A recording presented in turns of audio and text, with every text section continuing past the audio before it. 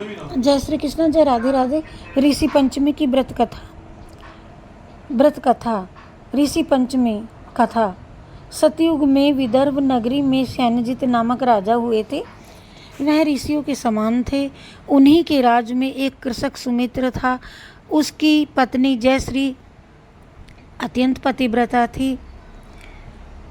एक समय वर्षा ऋतु में जब उसकी पत्नी खेती के कामों में लगी हुई थी तो वह रजस्वला हो गई।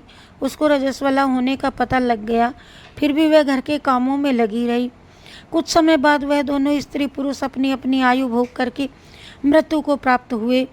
जयश्री तो कुतिया बनी और सुमित्र को रजस्वला स्त्री के संपर्क में आने के कारण बैल की योनि मिली। क्योंकि ऋतु दोष के अतिरिक्त इन दोनों का कोई अपराध नहीं था, इसी कारण इन दोनों को अपने पूर्व जन्म का समस्त विवरण याद रहा।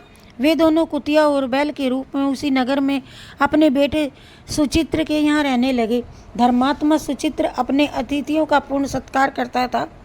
अपने पिता के श्राद्ध के दिन उसने अपने घर ब्राह्मणों को भोजन के लिए नाना प्रकार के भोजन बनवाए।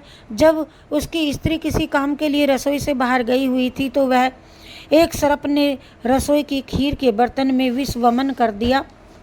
कुतिया के रूप में सुचित्र की माँ कुछ दूर से ये सब कुछ देख रही थी। पुत्र की बहू के आने पर उसने पुत्र को ब्रह्म हत्या के पाप से बचाने के लिए उस बर्तन में मुंह डाल दिया।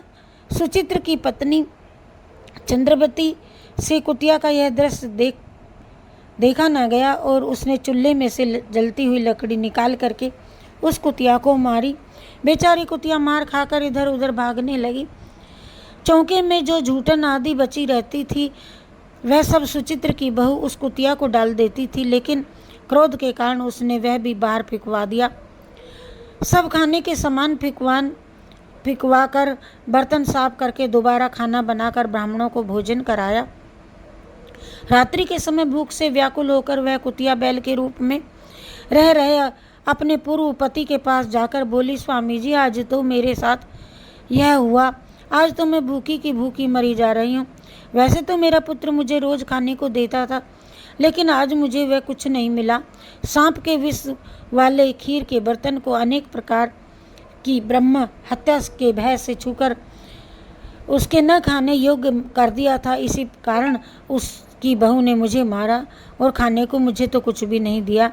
तब वह बैल बोला कि हे भद्रे, तेरे पापों के कारण तो मैं भी इस योनि में पड़ा हुआ हूँ और आज बोझा ढोते ढोते मेरी तो कमर टूट गई है। आज भी मैं खेत में दिन भर तो हल चला करके हल जुता रहा और मेरे पुत्र ने आज मुझे भी भोजन नहीं दिया और मुझे मारा भी बहुत। मुझे इस प्रकार कष्ट दे करके उसने इस श्राद्ध को निष्फल कर दिया। अपने माता पिता की इन बातों को सुचित्र सब सुन रहा था। उसने उसी समय दोनों को भरपेट भोजन कराया और फिर उनके दुख से दुखी होकर वन की ओर को चला गया। वन में जाकर ऋषियों से पूछा कि मेरी माता पिता किन कर्मों के कारण इन नीच योनियों में को प्राप्त हुए हैं और अब किस प्रकार से इनको छुटकारा मिल सकता है। तब सर्वोत्तमा ऋषि बोले कि तुम इनकी मुक्ति के लिए पत्नी सहित ऋषि पंचमी का व्रत धारण करो तथा उसका फल अपने माता पिताजी को दे दो और भाद्रपद महीने में शुक्ल पंचमी को मुख शुद्ध करके मध्याह्न में नदी के पवित्र जल में स्नान करना और नए रेशमी कपड़े पहनकर अरुंधति सहित सप्त ऋषियों का पूजन भी करना। इतना सुनकर के सुचित्र अपने घर लौट आया और अपनी पत्नी सहित विधि विधान से पूजन व्रत किया। उसके पुण्य से माता पिता दोनों पशु योनि से छूट गए। इसीलिए जो महिला श्रद्धा पूर्वक ऋषि पंचमी का व्रत करती है वह समस्त सांसारिक सुखों को भोग करके बैकुंठ को जाती है।